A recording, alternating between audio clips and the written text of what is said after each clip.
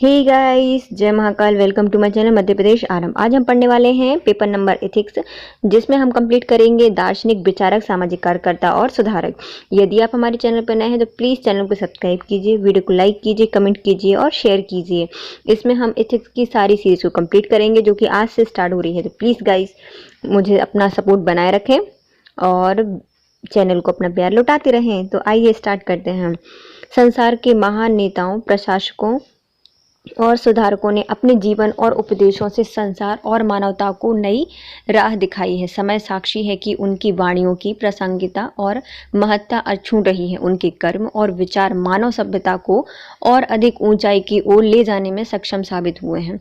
इन नेताओं, सुधारकों और प्रशासकों के प्रयास से ही किसी धर्म, जाति, वर्ण, प्रजाति आदि के लिए नहीं होकर मानव मात्र के कल्याण के लिए समर्पित थे। इसलिए इन्हें किसी सीमाओं के समक्ष नहीं बांधा जा सकता है। इन महान लोगों के जीवन के सिद्धांत को हम उनके व्यवहार में ही देख सकते हैं। इनके सिद्धांत और आचरण में भेद बताया नहीं जा सकता। ये जिस तरह से जीवन की आशा उनके अनुयायी से करते हैं, वैसा ही जीवन खुद भी जीते थे। उनके चरित्र और आचरण में भिन्नता नहीं मिलती। इनमें से कुछ महत्वपूर्ण दार्शनिक, नेता और सुधारक एवं प्रशासकों का परिचय नीचे दिया गया है। सबसे पहले आते हैं महावीर स्वामी। महावीर स्वामी, इनका प्रारंभिक जीवन। जैन धर्म के 24वें तीर्थंकर महावीर स्वामी का जन्म 540 ईसा पूर्व में वैशाली के निकट कुंडल ग्राम में हुआ था। इनके पिता सिद्धार्थ जात्र कबीले के मुखिया थे, जो कि लिच्छवी गणराज्य में एक मुख्य कबीला था। माता त्रिशला वैशाली के राजा चेटक की बहन थी। इनके पिता का नाम क्या था? जो महावीर स्वामी थे, इनके पिता का नाम सिद्धार्थ था, जो कि जाटक कबीले के से मुखिया थे, और इनकी माता त्रिशला वैशाली के राजा चेटक की बहन थी। इनका जन्म 540 ईसा पूर्व वैशाली के निकट कुंडल ग्राम में हुआ था।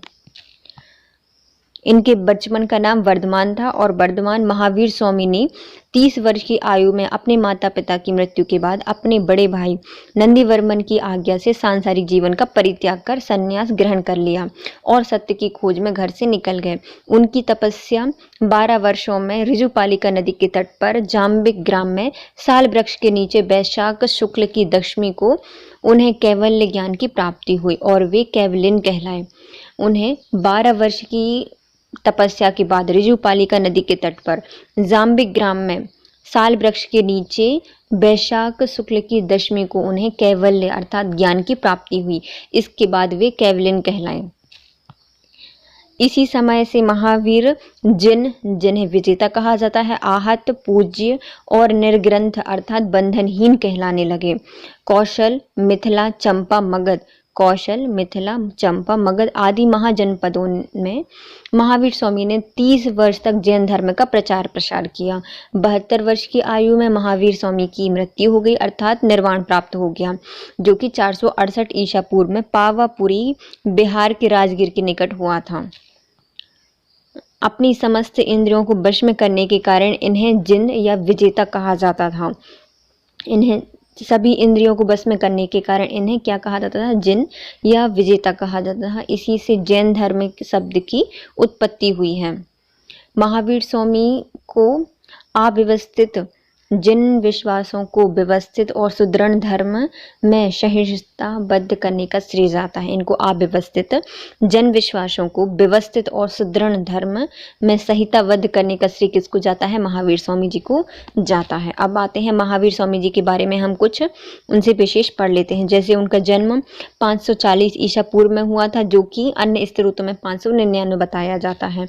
इनका जन्म कुंडल ग्राम में हुआ था, क्योंकि महावीर स्वामी थे, महान थे और वीर भी थे महावीर, तो वो कानों में कुंडल लेकर उनका जन्म हुआ था। ऐसे याद कर सकते हैं। वैशाली बिहार में। इनके पिता का नाम क्या था? इनके पिता का नाम था सिद्धार्थ। इनके पिता का नाम सिद्धार्थ था और इनके जन्म का नाम वर्धमान था। इनकी माता का नाम था त्रिशला। इनकी पत्नी का नाम था यशोदा। इनकी पुत्री का नाम था प्रियदर्शना या प्रियदर्शिनी। इनका कुल था जात्रक और इन्हें निर्माण प्राप्त हुआ था पावापुरी में, बिहार के निकट, राजगीर के निकट।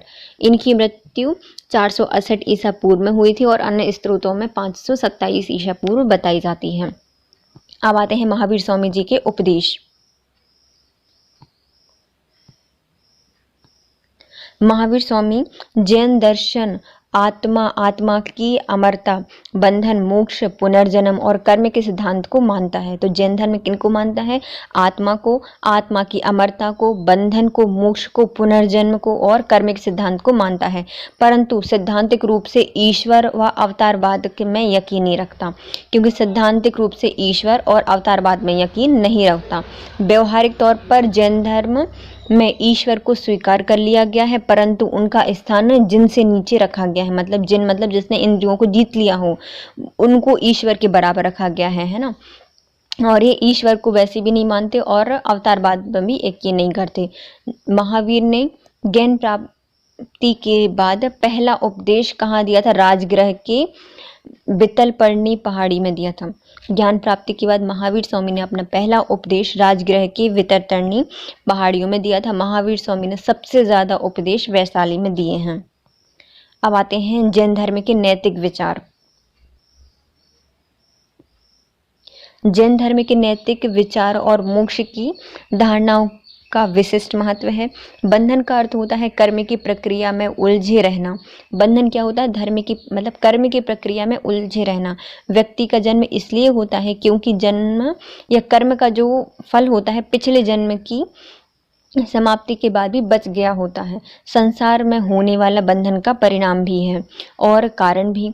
परिणाम इसलिए भी कर्म फल पूरा करने के लिए ही हम संसार में जन्म लेते हैं, और यही कारण है कि संसार में रहते हुए भी हम अपनी वास्तविक स्थिति को समझने की बजाय नई नई वासनाओं में उलझकर कर्म करते रहते हैं और बंधन बढ़ता चला जाता है।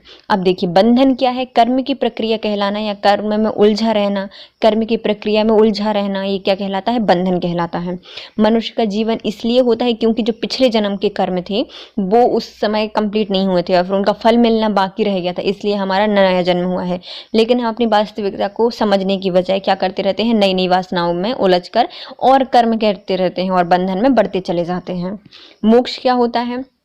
जैन धर्म में मोक्ष प्राप्त करने की प्रक्रिया होती है। प्राप्त होने वाला साधन मोक्ष के स्वरूप का विस्तृत विवेचना करती है। मोक्ष क्या होता है? जैन धर्म में मोक्ष प्राप्त करने की प्रक्रिया में प्राप्त होने वाला साधन और मोक्ष के स्वरूप का विस्तृत विचरण दिया गया है।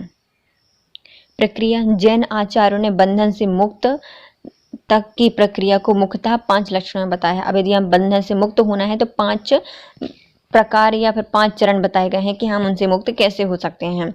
बंधन से मोक्ष तक की प्रक्रिया के चरण क्या होते हैं? पहला होता है आश्वह। कर्म का जीवन की ओर बहना ही आश्वह है। मतलब जो कर्म हो रहा है उसमें बहता जा रहा है जीव, तो वो क्या होता है? कर्म का जीव की ओर बहना ही आश्व कहा जाता है। अब आता है बंधन। कर्म फल द्वारा जीव को जकड़ लेना, अर्थात जीव कर्म बंधन से बंध गया है, तो ये क्या होता है? बंधना।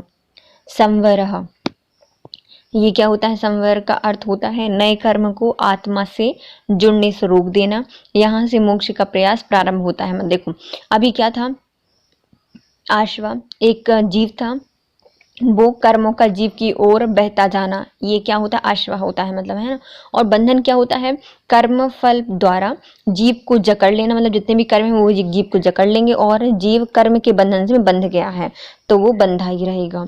अब संभर क्या होता है? इसमें जो कर्म है वो आत्मा से हम उनको जोड़ने से रोक रहे हैं, तो वो क्या होता है? संभर मतलब कि शरीर पर रहो भाई, तुम आत्मा से जुड़ने की कोशिश मत करना। यहाँ से मोक्ष का प्रयास प्रारंभ हो जाता है। और निर्जरा होता है जो फल कर्म या कर्म फल पहले से हैं उनकी सफाई करना। जो पहले से हैं हम उनको क्या करेंगे? साफ करेंगे। चलो भैया हमारे कर्म हैं ये, जल्दी से इनका फल लो और निकलो यहाँ से, तो वो होता है निर्जरा। कैवल्य मोक्ष क्या होता है? निर्जरा की प्रक्रिया पूरी हो जाने को ही मोक्ष कहा जाता है। मतलब जितने भी कर्म हैं पुराने वाले उनको समाप्त कर देना, इनको सफाई कर देना क्या कहलाता है? कैवल्य कहलाता है। बंधन से मुक्त होने के और मोक्ष तक की प्रक्रिया में कितने चरण आते हैं? 5 चरण आते हैं। पहला आता है एक कर्म है वो जीव की तरह और ही बहता जा रहा है, तो अश्वः। बंधन कर्मों ने व्यक्ति को जकड़ लिया है, तो बंधना। संभरा अब जो कर्म है उनको हम आत्मा से जुड़ने से रोक रहे हैं, तो संभरा। और जो पहले के कर्म है हम उनको साफ कर रहे हैं, तो वो होता है निर्जरा। और जब नए पूरी प्रक्रिया हो गई निर्जरा की, तो वो कहलाती है कैवल्य, अर्थात मोक्ष प्राप्त हो गया। अब आता है साधन। देखिए मोक्ष क्या होता है, पहले मोक्ष क्या होता है, जैन धर्म में मोक्ष प्राप्त करने की प्रक्रिया में प्राप्त होने वाला साधन मोक्ष के स्वरूप का विस्तृत विवेचन होता है। प्रक्रिया क्या होती है, जैन धर्म में या जैन ग्रंथों ने बंधन से मोक्ष तक की प्रक्रिया को मुख्यतः कितने चरणों में बताया है, 5 चरणों में बताया है। अब आता है साधन कैसे मिलेगा। तो जैन दार्शनिकों ने मोक्ष के साधनों के रूप में कई पक्षों पर विचार किया है, जैसे त्रिरत्न और पंचव्रत। मतलब त्रिरत्न अपना लो या फिर पंचव्रत का धारण कर लो तो वो साधन हो जाते हैं। निर्वाण एक ऐसी अवस्था होती है जिसमें पहुंचकर व्यक्ति जीवन मरण के आवागमन से मुक्त हो जाता है एवं आत्मा निष्क्रिय होकर अनंत काल तक परमानंद का उपभोग करती है। तो निर्वाण क्या होता है, जीवन मरण से आवागमन से मुक्त हो जाना, आत्मा निष्क्रिय होकर अनंत काल तक परमानंद का उपभोग करना ही क्या कहलाता है, निर्वाण कहलाता है। अब आते हैं महावीर स्वामी की शिक्षाएं कितनी थी। तो महावीर स्वामी ने 3 प्रकार की शिक्षाएं दी थी जिनको कहा जाता है त्रिरत्न, पंच महाव्रत और जैन धर्म के सिद्धांत बताए थे। तो पहले आते हैं महावीर स्वामी के त्रिरत्न। 3 रत्नों में आता है सम्यक ज्ञान, सम्यक दर्शन और सम्यक चरित्र। सम्यक ज्ञान, सम्यक दर्शन, सम्यक चरित्र, ये है महावीर स्वामी के त्रिरत्न। उनने 5 महाव्रत बताए थे, मतलब सत्य, अहिंसा, आस्ते, अपरिग्रह और ब्रह्मचर्य। सत्य, अहिंसा, आस्ते, अपरिग्रह और ब्रह्मचारी, ये क्या है, 5 महाव्रत हैं। और जैन धर्म के सिद्धांत क्या क्या है, कर्मवाद का सिद्धांत, शायदवाद का सिद्धांत, अनीश्वरवाद का सिद्धांत, आत्मवाद का सिद्धांत और अनेकांतवाद का सिद्धांत। कितने सिद्धांत दिए हैं इन्हें, 5 सिद्धांत दिए हैं, 5 महाव्रत दिए हैं और त्रिरत्न दिए हैं। 5 सिद्धांत कौन कौन से हैं, एक कर्मवाद, सायवाद, अनीश्वरवाद, आत्मवाद और अनेकांतवाद। 5 महाव्रत हैं सत्य, अहिंसा, आस्ते, अपरिग्रह और ब्रह्मचर्य। त्रिरत्न है सम्यक ज्ञान, सम्यक दर्शन, सम्यक चरित्र। देखो त्रिरत्न मतलब शंकर जी के कितने नेत्र हैं, 3 नेत्र हैं, है ना। तो उनसे शंकर जी से रिलेट कर सकते हैं, 3 नेत्र, अर्थात एक नेत्र से वो ज्ञान देते हैं, एक से चरित्र देखते हैं और दूसरे से क्या देखते हैं, दर्शन, है ना। मतलब अनंत ज्ञान में खो रहते हैं ना, तो वो दर्शन के लिए होता है तीसरा नेत्र, हमेशा नहीं दिखाई देता। तो त्रिनेत्र हो गए। अब आते हैं 5 महाव्रत, अपने शंकर जी के 5 मुखी बोलते हैं ना शायद उनको, तो पंच महाव्रत भी उनसे याद कर सकते हो। तो वो हमेशा शंकर जी क्या बोलते हैं, सत्य बोलते हैं। अहिंसा मतलब किसी को मारने में वो बिलीव नहीं करते, अहिंसा। आस्ते सब लोग वहां पर आ सकते हैं, है ना, सब लोग आ सकते हैं। परिग्रह मतलब उनके यहाँ पर ग्रहण मतलब ग्रह में रह सकते हैं, अपरिग्रह।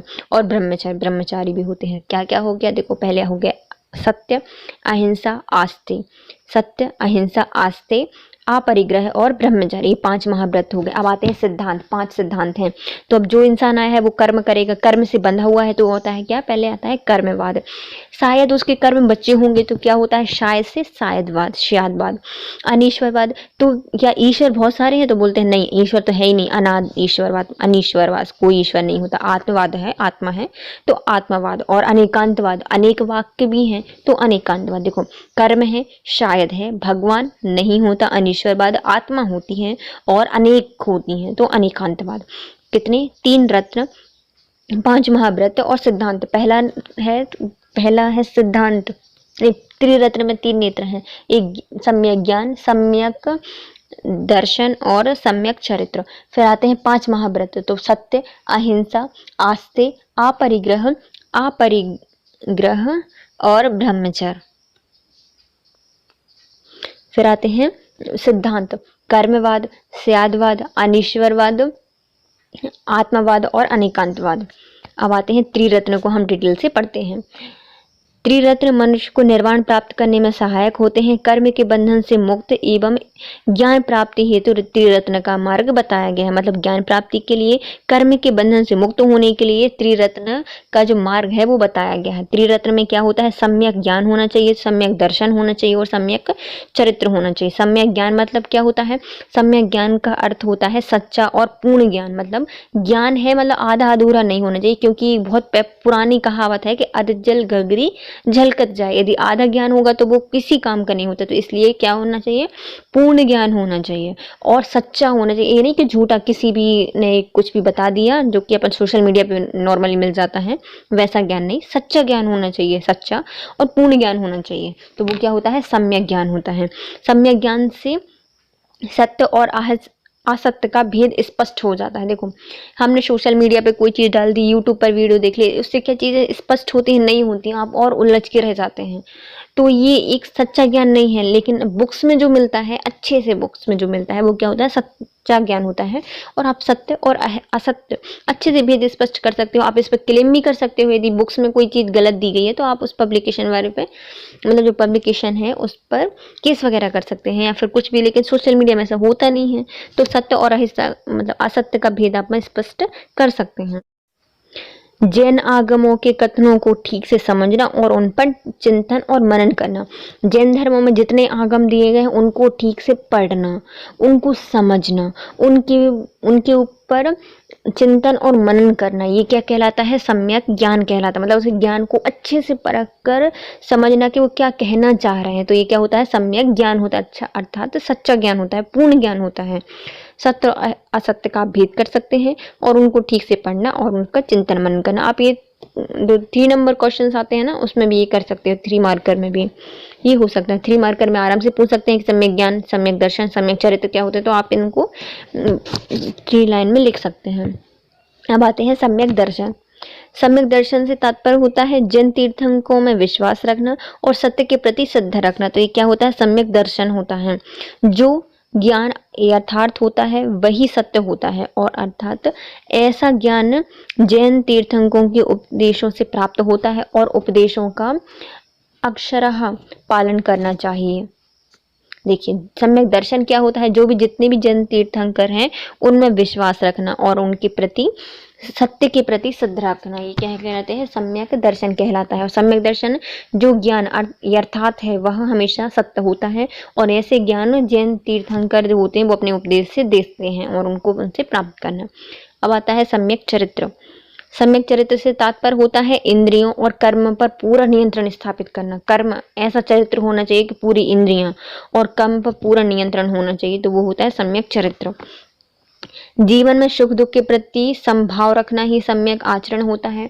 आप देखो, कभी होते हैं कि बहुत दुखी हैं तो बहुत चिल्ला चिल्ला के रो रहे हैं, बहुत खुश हैं तो तब भी चिल्ला चिल्ला की खुशी जाहिर कर रहे हैं, तो वो एक समभाव होना चाहिए, है ना, कि मतलब आप जैसे सुख को एंजॉय करते हो वैसे ही दुख को भी एंजॉय करना चाहिए। तो समभाव की जो भावना रखना, वो क्या कहलाता है, सम्यक आचरण कहलाता है। सम्यक चरित्र से अभिप्राय है कि अनासक्त की भावना के से नैतिक सदाचार के जीवन व्यतीत करना। तो सम्यक चरित्र क्या होता है, अनासक्त की भावना से नैतिक सदाचार की जीवन व्यतीत करना। अनासक्त मतलब कि हमें ये भी चाहिए, इतने मतलब एकदम से डिसिप्लिन नहीं है आपका माइंड, तो उससे सदाचार का जीवन व्यतीत करना चाहिए। जो है जितना है उसमें खुश रहते हैं लोग। कुछ लोगों को करोड़ों की संपत्ति में भी वो शांति सुकून नहीं मिलता, और कुछ लोगों को कुछ पैसे में या दिन भर की कमाई में ही जो खुशी मिलती है वो आप किसी से कंपेयर नहीं कर सकते। तो वो होता है बिल्कुल एकदम सादा जीवन व्यतीत करना और उनकी भावना में नैतिकता का होना। सम्यक चरित्र के द्वारा जीव अपने कर्मों से मुक्त हो सकता है और मोक्ष के लिए बताए गए साधनों का कठिनता पूर्वक पालन कर सकता है। मोक्ष की प्राप्ति के लिए आप सम्यक चरित्र हो गया, आप बहुत सरल हो, मतलब एक दिखावा वाला कॉमन इंसान नहीं, एक नेचुरल जो होता है ना, बिल्कुल साधारण व्यक्ति, सादा व्यक्ति, उसके जीवन बिल्कुल सरल है, तो वो व्यक्ति आराम से कितनी भी कठिन हो मोक्ष के लिए वो उसको पूर्णतः कर सकता है, उसका पालन कर सकता है, क्योंकि उसको ज़्यादा एफर्ट नहीं डालने पड़ेंगे। जैसे कि किसी नॉर्मल आप इंसान से बोलिए, गांव के व्यक्ति से बोलिए कि कांवर लेकर आपको, अभी श्रावण का महीना चल रहा है तो कई लोग कांवर लेके जा रहे हैं, उज्जैन आए हैं महाकाल के हम, तो आप किसी किसान से या फिर जो सादा जीवन व्यतीत करता है आप उससे बोल दीजिए कि चलिए भैया कांवर लेके जाना है, तो वो मतलब जल्दी रेडी हो जाएगा, इतने बहाने नहीं बनाएगा, क्योंकि उसे पैदल जाना है, विदाउट चप्पल जाना है, कांवर लेकर जाना है, तो इतने बहाने नहीं बताएगा। लेकिन आप ये किसी अच्छे व्यक्ति से बोल दीजिए जो बिल्कुल सारे रिसोर्स के बीच में रहता है, तो वो क्या कभी कर पाएगा कांवर का, बहुत यदि करेगा भी ना तो उसको बहुत ज़्यादा कष्ट होगा। तो इसलिए जो साधारण जीवन जीता है, साधा विचार रखते हैं, चरित्र होता है जिनका, तो वो क्या कर सकते हैं, आराम से कठिनता से अपने मोक्ष की प्राप्ति के लिए काम कर सकते हैं। अब आते हैं पंच महाव्रत। ये 5 नियम या आदर्श हैं जिनका पालन प्रत्येक जैन अनुयायी या साधन के लिए करना आवश्यक होता है। ये पंच महाव्रत सत्य, अहिंसा, आस्ते, अपरिग्रह और ब्रह्मचर्य हैं। तो कौन कौन से हैं 5 महाव्रत? मतलब अहिंसा होनी चाहिए, सत्य होने चाहिए, आस्ते होनी चाहिए, अपरिग्रह होनी चाहिए और ब्रह्मचर्य होनी चाहिए। ये प्रत्येक जैन अनुयायी के लिए और साधन के लिए करना आवश्यक होता है। पहले आता है अहिंसा। महावीर स्वामी के अनुसार अहिंसा का मतलब सिर्फ यह नहीं होता कि किसी जीवधारी की हत्या नहीं की जाए, अपितु किसी की हत्या करने का विचार करना भी क्या होता है? पाप होता है।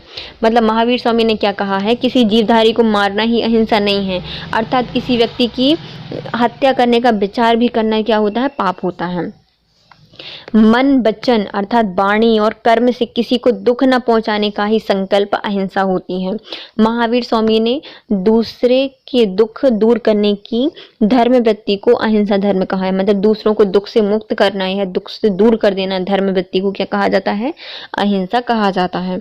महावीर स्वामी के अनुसार अहिंसा के सिद्धांत में मानवीय संवेदनाओं की पहचान, जीवन मूल्यों और आदर्शों की महक है और सात्विक प्रवृत्ति का प्रकाश होता है। जो अहिंसा होती है वो एक ऐसा सिद्धांत है जिसमें आपको मानवीय संवेदनाओं की पहचान मिलेगी, जीवन मूल्य पता चलेगा, आदर्शों की महक मिलेगी और सात्विक प्रवृत्ति का प्रकाश मिलेगा।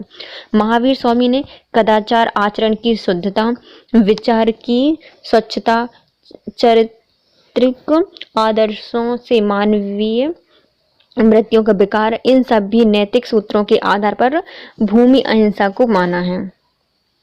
महावीर स्वामी ने सदाचार, आचरण की शुद्धता, विचारों की स्वच्छता, चरित्र आदर्श में मनोवृत्तियों का विकास, इन सभी नैतिक सूत्रों का आधार भूमि अहिंसा को माना है।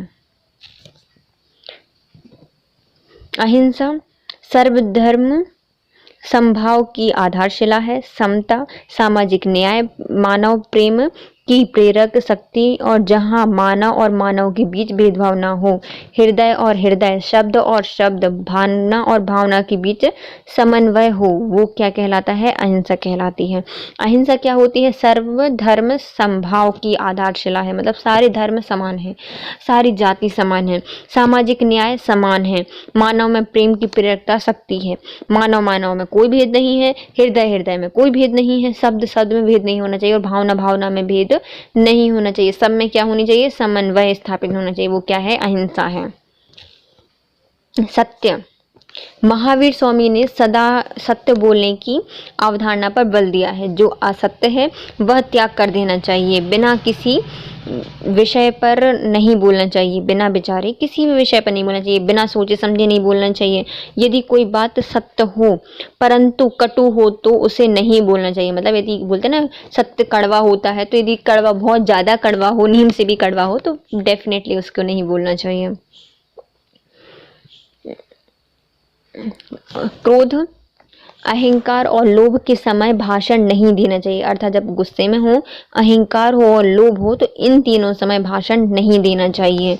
डर और हास्य में भी असत्य नहीं बोलना चाहिए। मजाक में या फिर डर के कारण भी असत्य नहीं बोलना चाहिए। हाँ, ये बात है, यदि आपको कुछ सत्य नहीं बताना है तो आप शांत हो जाइए, मौन रहिए, कुछ बोलने की जरूरत नहीं है, लेकिन असत्य बोलने की जरूरत नहीं होती। अब आता है आस्ते। आस्ते, किसी दूसरे की वस्तु को अपनी उसकी अनुमति के बिना ग्रहण नहीं करना चाहिए। इसलिए जैनों को इन बातों का ध्यान रखना चाहिए। देखिए, किसी को बिना अनुमति के बिना, मतलब ये चोरी करना, आस्ते का मतलब क्या होता है? चोरी करना। किसी व्यक्ति को पता नहीं, उसकी अनुमति के बिना उसकी कोई भी वस्तु लेना क्या होती है? चोरी होती है। उसको क्या कहा जाता है? आस्ते कहा जाता है। बिना आज्ञा लिए दूसरे के घर में प्रवेश नहीं करना चाहिए। भिक्षा में मिले भोजन को गुरु की अनुमति से ही ग्रहण करना चाहिए। घर के मालिक की आज्ञा के बिना घर के किसी भी साधन का प्रयोग नहीं करना चाहिए। ये सब क्या था? आस्ते। अब आता है अपरिग्रह। इसका अर्थ होता है साधनों का संग्रह ना करना। मन, वचन, कर्म तीनों स्तर पर संग्रह या संग्रक्षा का पूर्ण त्याग कर देना चाहिए। मतलब इतना संग्रह करके नहीं रखना, मतलब कि भैया अपने 7 पुस्तों के लिए कमा के रख रहे हैं लोग, तो ऐसा नहीं करना चाहिए। इतना कमाओ जितना कि खुद के लिए सफिशिएंट हो। तो अपरिग्रह में क्या बताया गया है? साधनों का संग्रह ना करना, मन से, वचन से और कर्म से तीनों स्तर पर संग्रह और संग्रह की इच्छा का पूर्णतः त्याग कर देना चाहिए। ये क्या कहलाता है? अपरिग्रह कहलाता है। किसी भी वस्तु व्यक्ति के प्रति आसक्ति न रखना ही क्या कहलाता है? अपरिग्रह कहलाता है। संपत्ति का संचय न करना ही क्या कहलाता है? अपरिग्रह कहलाता है। मतलब संपत्ति का संचय नहीं करना अपरिग्रह है। अब आता है ब्रह्मचर्य। ब्रह्मचर्य सभी इंद्रिय विषय वासनाओं को त्याग कर समन्वय या संयम का जीवन व्यतीत करना ही ब्रह्मचर्य कहलाता है। मतलब संयम से रहना क्या कहलाता है?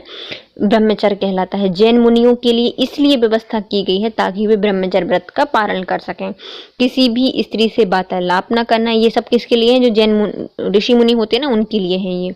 किसी भी स्त्री से वार्तालाप न करना, किसी भी स्त्री की तरफ दृष्टिपात नहीं किया जाए, गृहस्थ जीवन में स्त्री सत्संग से सुख की चिंता न करना, अधिक और स्वादिष्ट भोजन का त्याग कर देना, जिस घर में स्त्री रहती हो वहां पर निवास न करना, मन वचन कर्म से वासनाओं का त्याग कर देना, सिर्फ ऐन्द्रिक और यौन वासनाओं का ही नहीं बल्कि सभी मानसिक, बाह्य और स्वार्थ मूलक तथा अन्य मूलक कामनाओं का त्याग कर देना ही क्या कहलाता है? ब्रह्मचर्य कहलाता है। अणुव्रत में इसका अर्थ कुछ लचीला होता है। तो ये कितने थे? 5 महाव्रत थे, जिसमें हमने पढ़ा पहले क्या था? सत्य बोलना। सत्य कड़वा हो मीठा हो जैसा भी हो, लेकिन हमेशा सत्य बोलना। लेकिन यदि ज़्यादा कड़वा हो, नीम से भी ज़्यादा कड़वा हो, तो उसको नहीं बोलना चाहिए। कटु सत्य हो तो उसे नहीं बोलना चाहिए, चुप रहना चाहिए। कभी झूठ नहीं बोलना चाहिए। क्रोध में, अहंकार में, लोभ में भाषण नहीं देना है। डर और हास में भी कभी झूठ नहीं बोलना चाहिए, असत्य नहीं बोलना चाहिए। अब आता है अहिंसा। किसी की अहिंसा का मतलब होता है किसी भी जीवधारी की हत्या न करना, और यह मन वचन कर्म से भी किसी भी इंसान को मरने की कामना भी ना करना क्या कहलाता है? अहिंसा कहलाता है। किसी को दुख न पहुंचाने का संकल्प ही अहिंसा है। महावीर स्वामी ने दुखों की दूर करने के लिए धर्मवृत्ति में अहिंसा का धर्म बताया है। इसमें संवेदनाओं की पहचान होनी चाहिए, जीवन मूल्य और आदर्शों की महक आती है और सात्विक प्रवृत्तियों का पर प्रकाश डालता है। अहिंसा में सदाचार, आचरण की शुद्धता, विचारों की स्वच्छता और चरित्र आदर्श से मनोवृत्तियों का विकास होता है। अहिंसा की आधारशिला क्या होती है? धर्म समभाव की आधारशिला होती है, समता होती है, सामाजिक न्याय होता है, प्रेम होता है, मानव प्रेम की प्रेरक शक्ति होती है, मानव के बीच समभाव होता है, मतलब भेदभाव नहीं होता, हृदय और हृदय में, शब्द और शब्द में, और भावना के बीच क्या होता है? समन्वय होता है। आस्ते क्या होता है? किसी मतलब चोरी होती है। आस्ते का मतलब किसी से बिना पूछे उसकी किसी भी वस्तु को ग्रहण नहीं करना चाहिए। इसलिए जैन धर्मों को इन बातों का ध्यान रखना चाहिए। बिना आज्ञा के किसी के घर में प्रवेश नहीं करना है। भिक्षा में मिले हुए भोजन को गुरु की अनुमति के साथ ही ग्रहण करना है, और घर के मालिक की आज्ञा के बिना उसकी किसी भी सामान का प्रयोग नहीं करना चाहिए। अपरिग्रह किसी भी चीज का संग्रह ना करना, अर्थात मन वचन कर्म में संग्रह ना करना और संग्रह की इच्छा भी उत्पन्न ना करना। इसको क्या कहा जाता है? अपरिग्रह कहता है। किसी वस्तु या व्यक्ति के प्रति आसक्ति ना रखना ही अपरिग्रह है, और संपत्ति का संचय ना करना भी परिग्रह कहलाता है। ब्रह्मचर्य सभी विषय वासनाओं को त्याग करना और संयम का जीवन व्यतीत करना क्या कहलाता है? ब्रह्मचर्य कहलाता है। इसमें ऋषि मुनियों के लिए या फिर जो जैन मुनि होते हैं उनके लिए कुछ बातें बताई गई हैं, जैसे किसी भी स्त्री से बात न करना, उनकी तरफ दृष्टिपात न करना, और स्त्री जहाँ रह रही है मतलब जिस घर में निवास कर रही है वहाँ पर निवास न करना, स्त्री सत्संग के सुख का चिंतन न करना और स्वादिष्ट भोजन भी न करना, मन कर्म वचन से वासनाओं का त्याग कर देना, सिर्फ ऐन्द्रिक और यौन वासनाओं का ही नहीं बल्कि सभी मानसिक और बाह्य स्वार्थ मूलक अन्य मूलक कामनाओं का भी त्याग करना क्या कहलाता है? ब्रह्मचर्य ही कहलाता है। अब आता है जैन धर्म के सिद्धांत। जैन धर्म ने महावीर स्वामी ने धार्मिक क्रियाकलापों एवं कर्म कांडों को निरर्थक बताया है और विशुद्ध नैतिक आचरण पर बल दिया है। व्यक्ति नैतिक और सदाचार द्वारा मोक्ष प्राप्त कर सकता है। महावीर दर्शन के कुछ प्रमुख सिद्धांत इस प्रकार दिए गए हैं। जैन धर्म के सिद्धांत क्या क्या हैं? कर्मवाद का सिद्धांत, श्यादवाद का सिद्धांत, अनीश्वरवाद का सिद्धांत, आत्मवाद का सिद्धांत और अनेकांतवाद का सिद्धांत। सबसे पहले आता है क्या? कर्मवाद का सिद्धांत। भारतीय दर्शन में कर्मवाद विशेष महत्व रखता है। कर्म सिद्धांत का मूल विचार यह है कि हमें अपने कर्म का फल अवश्य मिलता है। अच्छे कर्म के लिए पुरस्कार और बुरे कर्मों के लिए दंड मिलता है। चार्वाक को छोड़कर, मतलब ये चार्वाक दर्शन है उसको छोड़कर कुछ भारतीय दर्शन कर्मवाद पर प्रत्यक्ष और अप्रत्यक्ष रूप से विशेष बल देते हैं। इसलिए कर्मवाद की आलोचना भी विभिन्न दार्शनिकों ने की है। उनका मानना है कि यह सिद्धांत भाग्यवाद का समर्थन या ईश्वरवाद का खंडन करता है। श्रीमद् भगवद गीता में कर्मवाद को समस्त सिद्धांतों से श्रेष्ठ बताया है। मतलब कर्म करो, फल की चिंता ना करो। कृष्ण जी ने भी ये कहा था कि कर्म करना चाहिए और फल की चिंता नहीं करनी चाहिए। मतलब श्री भगवद गीता में कर्मवाद को सर्वश्रेष्ठ, सब सिद्धांतों से सर्वश्रेष्ठ बताया है।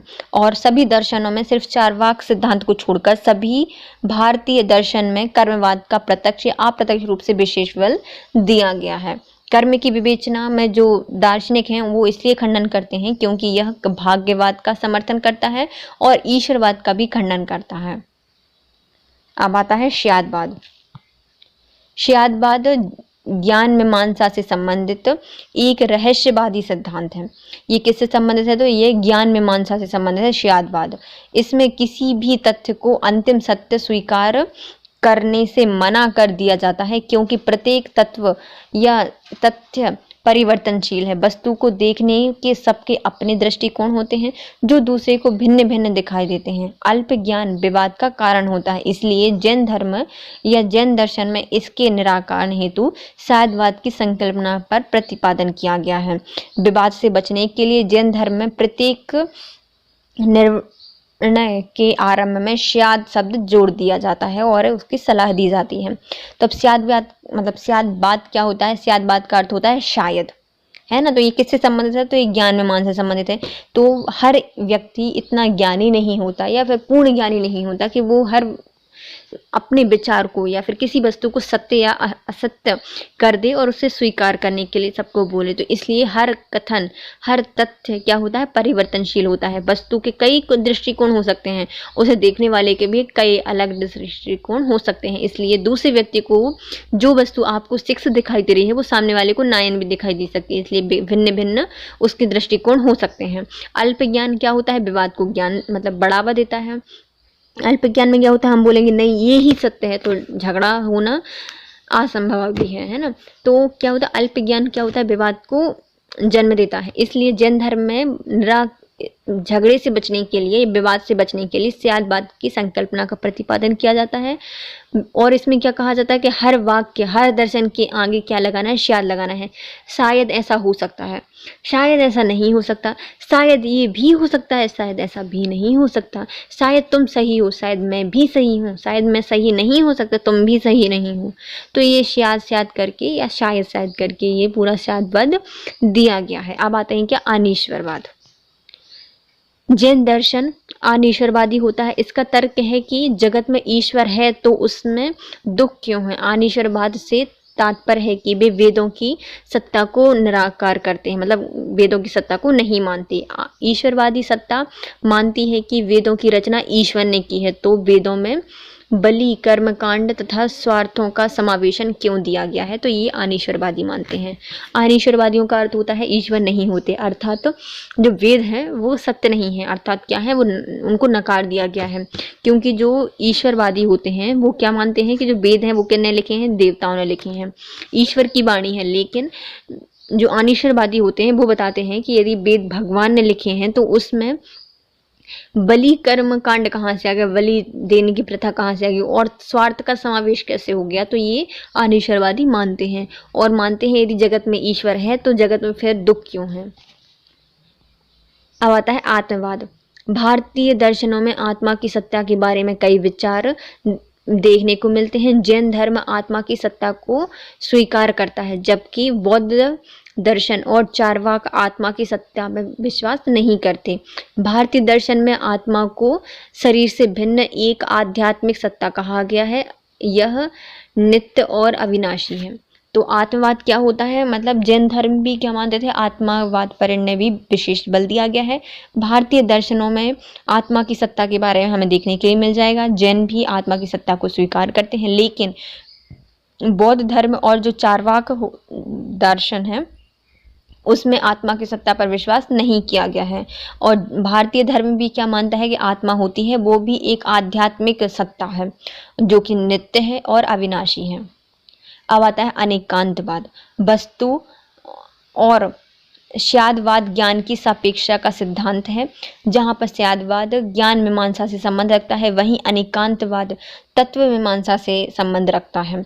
अनेकांतवाद के अनुसार इस जगत में अनेक वस्तुएं हैं और उसमें उनके जो धर्म या गुण तत्व हैं वो अलग अलग हैं। जैन दर्शन मानता है कि मनुष्य, पक्षी, पेड़ और पौधे में भी चेतना होती है और जीव नहीं होते हुए बल्कि धातु और उनके पक्ष जैसे जुड़े पदार्थों से ही जीव रहते हैं, मतलब जीव रहते हैं, उनके जो अंदर पदार्थ हैं उनके कारण ही जीव क्या रहता है, जीव रहता है। अनेकांतवाद कहता है कि वस्तु के अनेक गुण धर्म होते हैं और वस्तु के अनेक धर्म आते जाते रहते हैं, अर्थात पदार्थ उत्पन्न या विनिष्ट होता रहता है। पदार्थ या द्रव्य का लक्षण है बनना, बिगड़ना और फिर बन जाना। अनेकांत से संबंधित या समस्त विरोधों का समन्वय होता है, अर्थात सत्य को अनेक दृष्टि से देखा जा सकता है। ये किस में कहा जाता है, अनेकांतवाद में कहा जाता है कि संसार में जितनी भी वस्तुएं हैं, जितने भी मनुष्य हैं, जितने भी जीव हैं,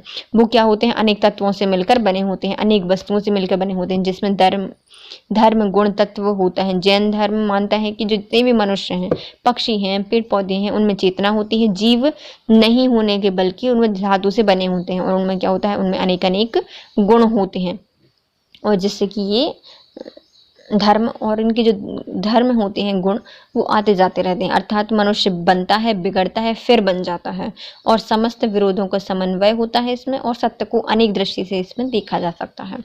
अब आते हैं क्या, जैन धर्म का योगदान। इससे पहले हम पढ़ लेते हैं क्या, इनको हम फिर से पढ़ लेते हैं ना। कर्मवाद, कर्म पर ज्यादा बल दिया गया है। फिर आता है स्यादवाद, इसमें ज्ञान मीमांसा से संबंधित है। स्यादवाद हर वर्ड के आगे या फिर हर वाक्य के आगे क्या लगा देना, स्याद लगा देना। अनीश्वरवाद, ईश्वर की सत्ता पर विश्वास नहीं करते। आत्मवाद, ये आत्मा की सत्ता पर विश्वास करते हैं। और अनेकांतवाद की जितने भी मनुष्य हैं वो अनेक गुण धर्मों से बने हुए होते हैं, तो ये क्या है, अनेकांतवाद है। अब आता है जैन धर्म का योगदान क्या है।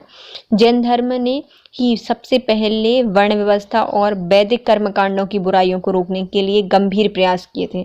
इन्हें वर्ण व्यवस्था और जो वैदिक कर्मकांड थे उनकी बुराइयों को रोकने का प्रयास किया था। जैन धर्म ने एक तरफ आस्थे की अवधारणा पर बल देकर इस कार्य की सामाजिक विषयता को स्वीकार प्रदान किया था, वहीं दूसरी तरफ अपरिग्रह की अवधारणा को स्वीकार करके निर्धन वर्ग के पक्ष को भी सहानुभूति दिखाई थी। अहिंसा पर अत्यधिक बल दिया था। जैन धर्म ने प्राकृतिक भाषा को अपनाया था, जिससे कि प्राकृतिक भाषा और साहित्य में समृद्धि हुई थी। अब आते हैं दर्शन में योगदान। स्यादवाद जीव आजीव सिद्धांत आदि दर्शन के मुख्य योगदान देते हैं और जैन धर्म सांख्य दर्शन के निकट माना जाता है, क्योंकि दोनों ही क्या होते हैं, अनीश्वरवादी होते हैं। अब आता है साहित्य में योगदान। प्रारंभ में अर्धमगधी प्राकृतिक भाषा में महावीर ने अपने उपदेश दिए थे, जिसमें 14 पूर्वों में संकलित किया गया था। अर्धमगधी के बाद संस्कृत, फिर अपभ्रंश भाषा में क्षेत्रीय भाषा का विकास हुआ। फिर विशेषकर गुजराती, राजस्थानी अपभ्रंश का व्याकरण जैनियों ने विकसित किया। साहित्य में योगदान क्या रहा है। प्रारंभ में अर्धमगधी प्राकृतिक भाषा में महावीर ने अपने उपदेश दिए थे, फिर 24 पूर्वों में संकलित किया गया। फिर अर्धमगधी के बाद संस्कृत, फिर अपभ्रंश भाषा में क्षेत्रीय भाषाओं का विकास किया गया। विशेषकर गुजराती, राजस्थानी अपभ्रंश का व्याकरण जैनों ने विकसित किया। कला क्षेत्र में योगदान। वास्तुकला के क्षेत्र में मथुरा की जैन मूर्तिकला शैली विशेष रूप से उल्लेखनीय है। गुप्त काल में मथुरा जैन मूर्तियां अपने उत्कर्ष पर थीं। उनके अंतर्गत ऋषभदेव, पार्श्वनाथ, महावीर आदियों की मूर्तियां बनाई गई थी। मतलब कब बनाई थी, गुप्त काल में बनी थी और ये सब मथुरा मूर्तिकला शैली में बनाई गई थी। माउंट आबू में दिलवाड़ा का प्रसिद्ध जैन मंदिर संगमरमर से निर्मित है। जोधपुर में ओशिया और रौनकपुर के मंदिर जैन धर्म से संबंधित है। मतलब कहाँ का, जोधपुर का ओशिया और रौनकपुर के मंदिर भी किससे संबंधित हैं, जैन धर्म से संबंधित हैं।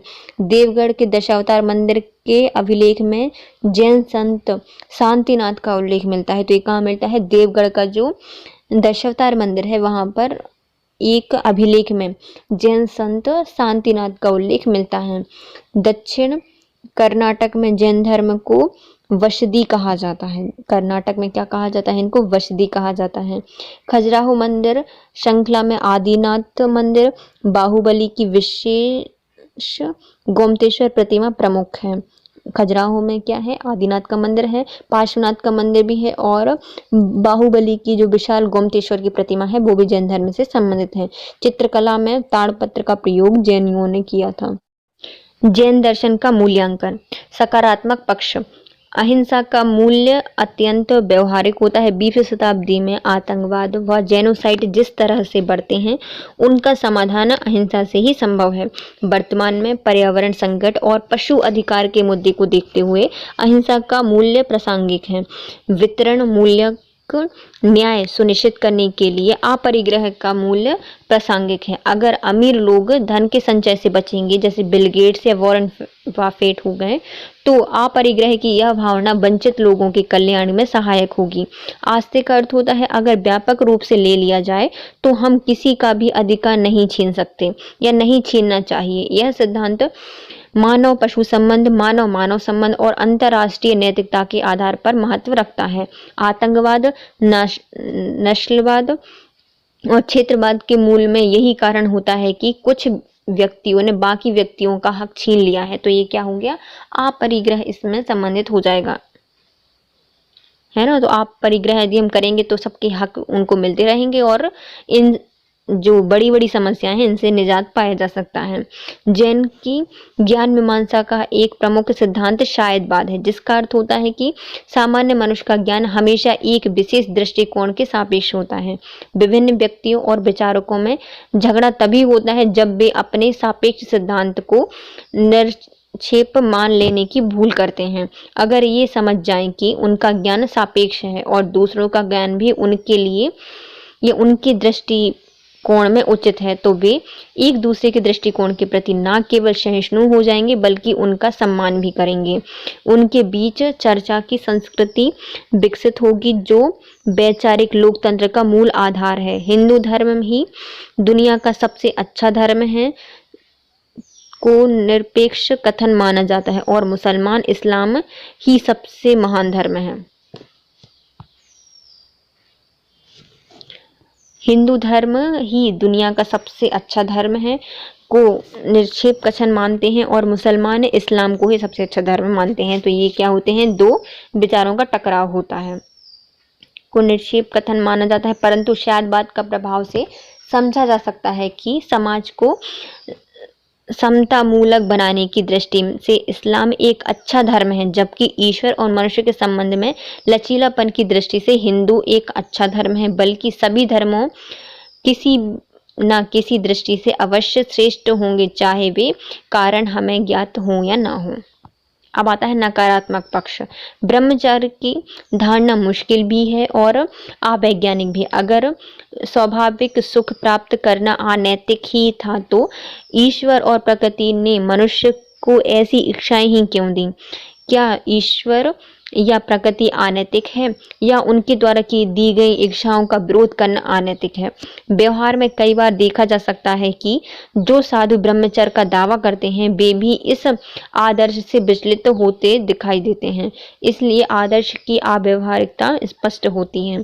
जैन सिद्धांत अत्यंत कठिन है और हर व्यक्ति से जीवन की सहज इच्छाओं ही छीनी जाती हैं और छीन लेता है। अपरिग्रह का आदर्श पूंजी निर्माण को असंभव बना देता है, जो संपूर्ण आर्थिक प्रगति का मूल आधार होता है। मोक्ष की पारलौकिक धारणा पर आज के युग में विश्वास करना कठिन होता है। मोक्ष की पारलौकिक धारणा में आज के युग में इसको विश्वास करना क्या होता है? कठिन होता है। दिगंबर संप्रदाय महिलाओं को मोक्ष का अधिकार नहीं देती या नहीं मानती, इसलिए लिंग समानता की दृष्टि से भी इस पर प्रश्न चिन्ह लगता रहता है। ये thank you so much guys. ये थे हमारे जैन धर्म के महावीर स्वामी। आज हमारा वीडियो होता है यहीं पर कंप्लीट। ये थे हमारे जैन धर्म के महावीर स्वामी। तो यदि आपको वीडियो यूजफुल लगा है तो प्लीज़ वीडियो को लाइक कीजिए, कमेंट कीजिए, शेयर कीजिए और चैनल को सब्सक्राइब कीजिए। Thank you so much. Have a nice day.